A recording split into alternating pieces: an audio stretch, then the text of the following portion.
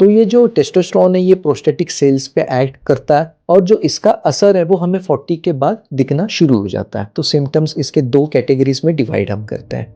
One is the बॉल्डिंग symptoms and the second is storage symptoms. But benign prostatic hyperplasia पर से वो cancer नहीं है और वो कैंसर में कन्वर्ट भी नहीं हो सकता। तो हमारा treatment is basically for relieving the urinary symptoms. Exactly. ठीक है, उसमें हमें प्रोस्टेट के साइज से कोई मतलब नहीं है। अगर बड़े प्रोस्टेट के साइज के साथ भी पेशेंट को कोई सिम्टम नहीं है तो हम उसका कोई ट्रीटमेंट नहीं करेंगे। दूरबीन से किया जाने वाला एक प्रोसीजर है। इसमें हमें कोई बॉडी पे कोई कट या कोई चीरा नहीं लगता। बाथरूम के रास्ते ही दूरबीन पास होती है और उस रास्ते से ही प्रोस्टेट को हम रिमूव करते हैं। ये लोगों का बड़ा फियर रहता है कि प्रोस्टेटिक सर्जरी के बाद इरेक्टाइल डिसफंक्शन हो सकती है, सेक्सुअल की प्रॉब्लम आ सकती है। नमस्कार, आप सभी का स्वागत है हॉस्पिटल एंड डॉक्टर्स के नए पॉडकास्ट में। मैं हूं आपका होस्ट डॉक्टर अश्विनी कुमार सचदेवा और आज हम फिर से एक बार जुड़े हैं डॉक्टर श्रेयस के साथ और डिस्कस करेंगे एक बहुत ही common problem, BPH.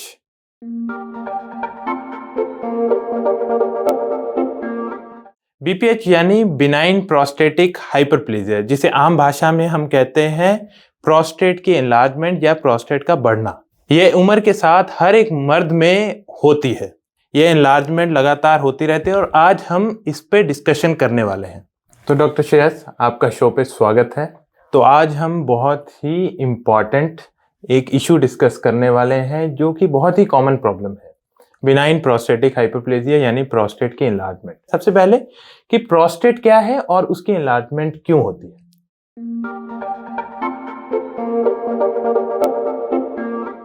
Prostate basically एक ग्लैंड होता है जो हमारा यूरिनरी ब्लैडर होता है, यानी कि पेशाब की थैली, उसके आउटलेट पे ये ग्लैंड होता है। और जो हमारी पेशाब की नली होती है जिसे हम यूरेथ्रा कहते हैं, वो ये प्रोस्टेट ग्लैंड के थ्रू पास होती है। जो ये प्रोस्टेट ग्लैंड है तो ये नॉर्मली हर मेल में होता है, फीमेल में होता नहीं है। And after the age of 40 ये हर मेल में बढ़ना शुरू हो जाता है। इससे पहले मैं आपको थोड़ा इंटरप्ट करूंगा, तो दर्शकों को बताइए कि ये प्रोस्टेट ग्लैंड जैसे मेल्स में होता है, इसका फंक्शन क्या होता है, व्हाई इज इट प्रेजेंट।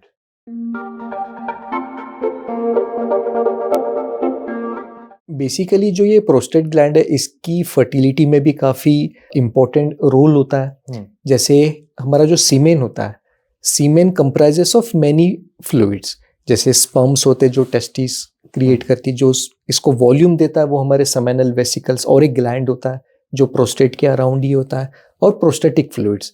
तो ये सारे जो ग्लैंड्स हैं वो इकट्ठे मिलके हमारा सीमेन बनाते हैं, जिससे आगे फर्टिलिटी में हमें मदद होती है। तो ये प्रोस्टेटिक ग्लैंड क्यों बढ़ना शुरू हो जाता है।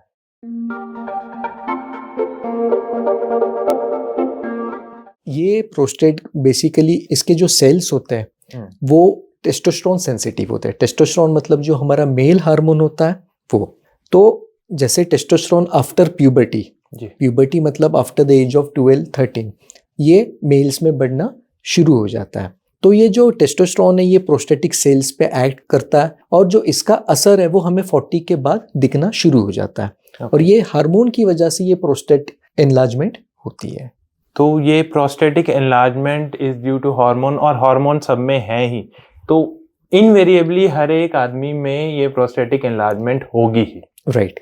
तो ऐसा क्यों होता है कि कुछ लोगों में फिर सिम्टम्स आ रहे हैं और कुछ लोगों में नहीं आते। Again every individual is different, तो हर इंडिविजुअल में जो हार्मोन का लेवल होगा वो भी अलग होगा।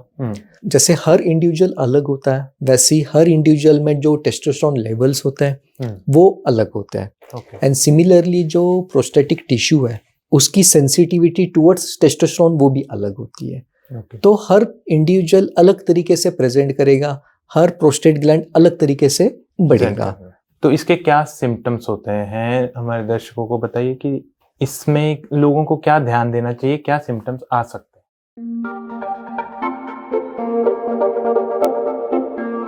तो जो सिम्टम्स होते हैं अगर हम मेडिकल पॉइंट ऑफ व्यू से देखें तो सिम्टम्स इसके दो कैटेगरीज में डिवाइड हम करते हैं। One is the voiding symptoms and the second is storage symptoms. तो अगर हम वॉइडिंग सिम्टम्स की बात करें, वॉइडिंग सिम्टम्स मतलब प्रोस्टेट के बढ़ने से जो हमारा यूरेथ्रा वो स्क्वीज होगा, तो उसकी वजह से वॉइडिंग सिम्टम्स आएंगे। उसमें एक होता है हेजिटेंसी। हेजिटेंसी का मतलब होता है कि कोई इंसान अगर यूरिन करने जाए तो उसे यूरिन स्टार्ट करने में टाइम लगता है। किसी में वो 10-15 सेकेंड का टाइम होता है, किसी में वो 30-40 सेकेंड का भी हो सकता है। तो इसे हम हेजिटेंसी कहते हैं। एक होता है इंटरमिटेंसी। इंटरमिटेंसी का मतलब है कि एक बार यूरिन का फ्लो शुरू हो जाए तो वो बीच में रुक जाएगा, दोबारा स्टार्ट होगा, रुक जाएगा, स्टार्ट होगा। इसे हम कहते हैं इंटरमिटेंसी। नंबर 3 इज पुअर स्ट्रीम, यानी जो यूरिन की धार है वो कमजोर होना। वो यूजुअली हम देखते हैं कि जो यूरिन की धार है काफी लोगों की दूर नहीं बल्कि पैरों के पास ही गिरती है वो। एक है ड्रिबलिंग। ड्रिबलिंग मतलब यूरिन करने के बाद वो प्रोसेस खत्म होने के बाद भी कुछ ड्रॉप्स निकलते रहते हैं, उसे हम कहते हैं ड्रिबलिंग या पोस्ट मिक्चुरेशन ड्रिबलिंग। तो ये वॉइडिंग सिम्टम्स होते हैं। अब हम बात करते हैं स्टोरेज सिम्टम्स। स्टोरेज सिम्टम्स मतलब कि प्रोस्टेट की एनलार्जमेंट की वजह से इनिशियली क्या होगा कि जो हमारा ब्लैडर है, यूरिनरी ब्लैडर, जो पेशाब की थैली हम आम भाषा में कहते हैं, वो कंपेंसेट करने की कोशिश करता है ऑब्स्ट्रक्शन को। तो उसकी वजह से पेशाब की थैली में भी चेंजेस आते हैं and those changes they cause storage symptoms. उसमें से होता है फ्रीक्वेंसी ऑफ यूरिनेशन। इसका मतलब पेशेंट को बार बार यूरिन के लिए जाना पड़ता है। Second is urgency. अर्जेंसी मतलब अगर पेशेंट बैठा है, अचानक से उसे प्रेशर, यूरिन का प्रेशर महसूस होगा और भागना पड़ेगा।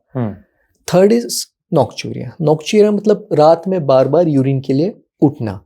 तो उसे हम नॉक्चूरिया कहते हैं। नॉर्मली 1 या मैक्सिमम 2 नॉर्मल माना जाता है। अगर कोई उससे ज्यादा बार उठ रहा है यूरिन पास करने के लिए तो that is an abnormality and one of the cause or the most foremost cause is prostate enlargement. तो लोगों का एक ये बहुत बड़ा डर रहता है प्रोस्टेटिक एनलार्जमेंट का, जैसे नाम सुनते हैं तो कहीं ये कैंसर में कन्वर्ट तो नहीं हो जाएगा। As a oncologist I understand कि ये डर काफी हद तक रियल है उनका, कि ये कहीं कैंसर तो नहीं बन जाएगा।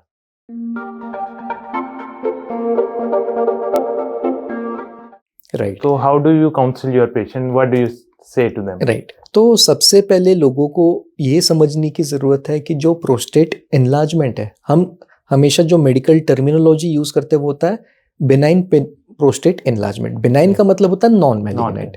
तो ये जो एनलार्जमेंट होती है ये initially this is non malignant और फिजियोलॉजिकल, जो कि हर किसी में होनी है। जैसे बढ़ती उम्र के साथ हमारे बाल सफेद होने शुरू हो जाते हैं या बाल झड़ते हैं, उसी तरह ये प्रोस्टेट का बढ़ना हर किसी में स्वाभाविक है। रही कैंसर की बात, तो कैंसर का रिस्क डेफिनेटली कुछ पर्टिकुलर इंडिविजुअल्स में ज्यादा होगा later on in the age, but again prostate cancer जो होता है वो काफी बेनाइन तो मैं कहूँगा कि काफी स्लो ग्रोइंग कैंसर है। बट अगर हम उसे सही टाइम पे डायग्नोस करें तो उसका भी इलाज होता है। बट ऑल्दो जो परसेंटेज है प्रोस्टेट कैंसर का वो काफी कम है। बट ये इम्पॉर्टेंट चीज इसमें है कि बिनाइन प्रोस्टेटिक हाइपरप्लेजिया जो बीपीएच की बात कर रहे हैं हम, वो कैंसरस नहीं है, वो कैंसरस और नहीं है। वो भी आगे चल के कैंसर में कन्वर्ट नहीं होगा। हालांकि प्रोस्टेट के अंदर अलग से कैंसर फॉर्मेशन हो सकती है, एज के साथ prostate cancer is common, right. But benign prostatic hyperplasia पर से वो कैंसर नहीं है और वो कैंसर में कन्वर्ट भी नहीं हो सकता। तो ये बहुत इंपॉर्टेंट चीज है लोगों को बतानी। आगे हम इसमें बात करेंगे हाउ डू वी इन्वेस्टिगेट कि अगर बीपीएच या फिर ऐसे सिम्टम्स के साथ पेशेंट आता है आपके पास, तो हाउ डू यू इवेल्युएट, इसको क्या टेस्ट कराते हैं एंड इसको कैंसर से डिफरेंशिएट करने के लिए उसको कैसे हम इवेल्युएट?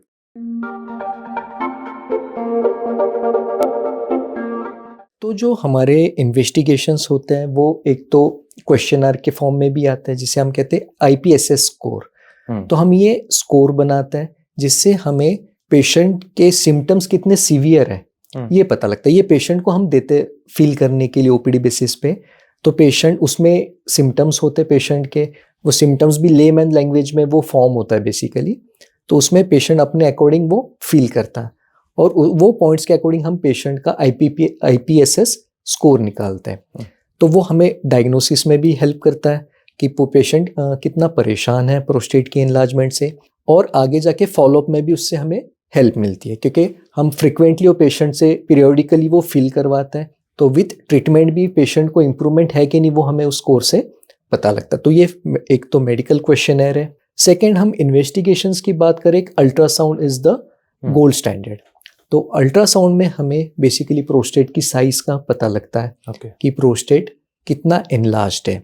सेकेंडली, हम यूजुअली जो हमारा अल्ट्रासाउंड भी होता है, जो हम यूरोलॉजिस्ट प्रेफर करते हैं, वो भी एक डिफरेंट टाइप का अल्ट्रासाउंड होता है, जिसमें हम अल्ट्रासाउंड 2 बार करवाते हैं। एक बार फुल ब्लैडर के साथ और एक बार यूरिन पास करने के बाद दोबारा करवाता है जी। तो जो दोबारा करवाने का पर्पस ये होता है, हमें ये देखना होता है कि ब्लैडर कंप्लीटली एम्प्टी हो पा रहा है कि नहीं हो पा रहा। क्योंकि जो हमारा ट्रीटमेंट का जो सोल पर्पस है वो है कि यूरिन कंप्लीटली वॉइड हो, कंप्लीटली ब्लैडर कंप्लीटली एम्प्टी हो। अगर वो एम्प्टी नहीं हो पा रहा, यूरिन अंदर रुक रहा है, दैट मीन्स कि पेशेंट प्रोस्टेट एनलार्जमेंट की वजह से पेशेंट को यूरिनरी ऑब्स्ट्रक्शन काफी ज्यादा है। तो अल्ट्रासाउंड हमें ये 2 चीजें बताता है। थर्ड इज, हम जैसे आपने प्रोस्टेट कैंसर की बात करी, तो हम आफ्टर अ पर्टिकुलर जैसे 50-55 के बाद हम PSA, प्रोस्टेट स्पेसिफिक एंटीजन, ये भी टेस्ट करवाना, एक ब्लड इन्वेस्टिगेशन होता है। तो ये भी हम शुरू करवाना। This is used as a screening tool for early detection of prostate cancer. जो हाई रिस्क है, जिनके फैमिली में प्रोस्टेट कैंसर रहा हुआ है, उनमें हम ये जल्दी टेस्ट करवाना शुरू करेंगे। और जो नॉर्मल इंडिविजुअल्स है, जिनमें खास कोई हाई रिस्क फैक्टर्स नहीं है, उनमें हम बाद में ये शुरू करवाते हैं। तो इसकी भी वैल्यू होती है, BPH में भी कुछ सर्टेन वैल्यू होती है, बट दैट डजंट इंडिकेट कि ये कैंसर ही है। राइट। बट अगर इसकी PSA की वैल्यू लगातार बढ़ती जा रही है ऑन रेगुलर इंटरवल, जैसे हम टेस्ट करा रहे हैं, तो that indicates more of cancer then BPH। Right.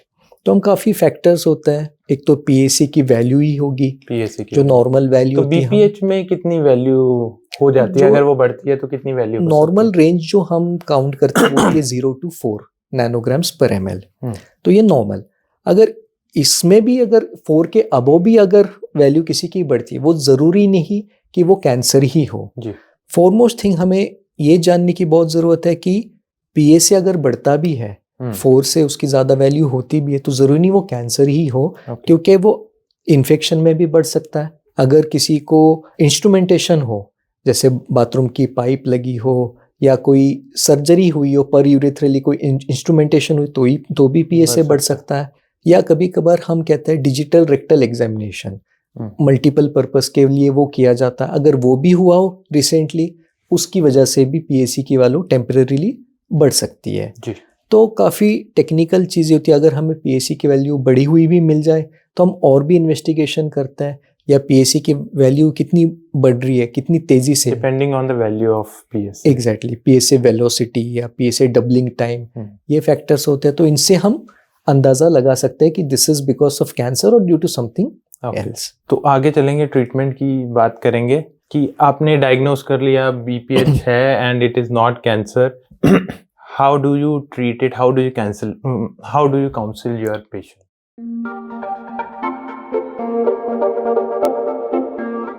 Right. Again, जो foremost myth I want to break is her prostate enlargement को ट्रीट करने की जरूरत नहीं है। काफी लोगों में मिसकंसेप्शन होता है। मेरे पास भी काफी पेशेंट आता है, किसी और रीजन के लिए अल्ट्रासाउंड करवाया होता है, उसमें आता है कि prostate is enlarge, grade 1 grade 2। Patient आता है कि पेशेंट कहता है सर मुझे प्रोस्टेट एनलार्जमेंट है, मुझे ट्रीटमेंट स्टार्ट कर दो या सर्जरी करो। But that is not required. Prostate enlargement की जो ट्रीटमेंट होती है that is solely based on the symptoms of the patient. तो अगर सिम्टम्स है, जैसे मैंने कहा हम IPSS स्कोर बनाते हैं पेशेंट का, वो कितना सीवियर है उसके बेसिस पे हम डिसाइड करते हैं, नंबर 1।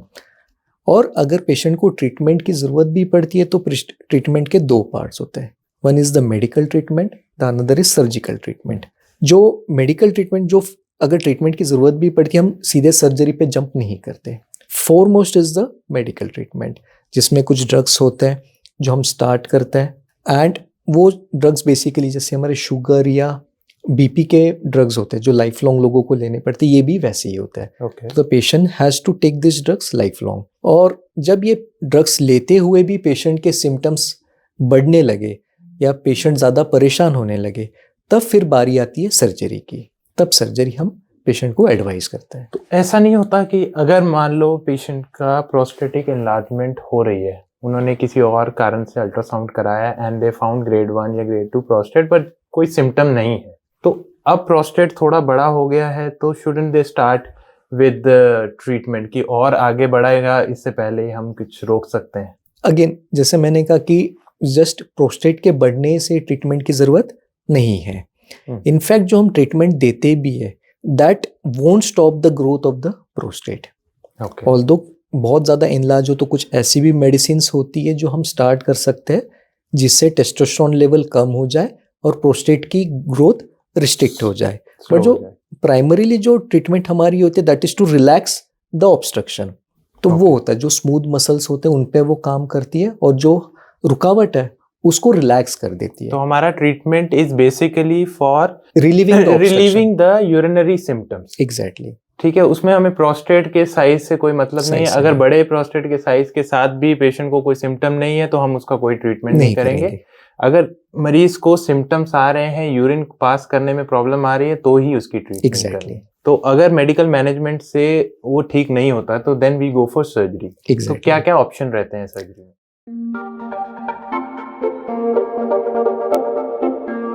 सर्जरी में जो गोल्ड स्टैंडर्ड सर्जरी जो मानी जाती थी या अभी भी मानी जाती है वो होती है TURP, transurethral resection of prostate, जो कि एक दूरबीन से किया जाने वाला एक प्रोसीजर है जिसमें हमें कोई बॉडी पे कोई कट या कोई चीरा नहीं लगता।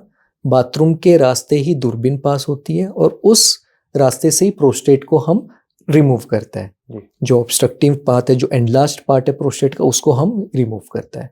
तो इससे कोई साइड इफेक्ट वगैरह नहीं होते हैं पेशेंट्स को? साइड इफेक्ट्स होते हैं, मिनिमल होता है।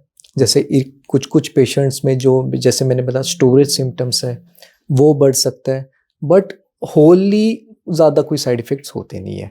किसी किसी को थोड़े इरेक्टाइल डिसफंक्शन की प्रॉब्लम आ सकती है 5 to 10% लोगों में। ये लोगों का बड़ा फियर रहता है कि प्रोस्टेटिक सर्जरी के बाद इरेक्टाइल डिसफंक्शन हो सकती है, सेक्सुअल उनकी प्रॉब्लम आ सकती है। राइट, 5 to 10%, काफ़ी कम पेशेंट्स ये होते हैं जिनको ऐसी प्रॉब्लम आती है। That is also manageable. That is also manageable with medications, yes. तो जैसे प्रोस्टेट की प्रॉब्लम आनी शुरू होती है, क्या लाइफस्टाइल चेंजेस लोगों को करने चाहिए ताकि उनको ये यूरिनरी सिम्टम्स मिनिमम रहे?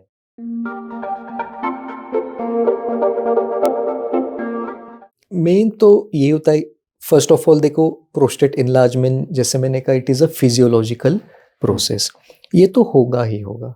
बट अगर हम अपनी लाइफस्टाइल या लाइफस्टाइल मॉडिफिकेशंस करें, रेगुलर एक्सरसाइज, स्मोकिंग, ड्रिंकिंग, ये हम अवॉइड करें तो ये जो सिम्टम्स है ये थोड़े हम डिले कर सकते हैं। प्रोस्टेट की बढ़ने से जो सिम्टम्स आने वो हम थोड़े डिले कर सकते हैं। Weight management is again a very important factor. Okay, and वो जैसे हम बताते हैं कि पेशेंट को पानी रात में नहीं पीना है और कितने बजे के बाद पानी पीना बंद कर देना है, ऐसा भी कुछ चेंजेस हम बता सकते हैं? तो जैसे मैंने कहा था स्टोरेज सिम्टम्स में one of the symptom is nocturia. Nocturia मतलब यूरिन के लिए बार बार उठना।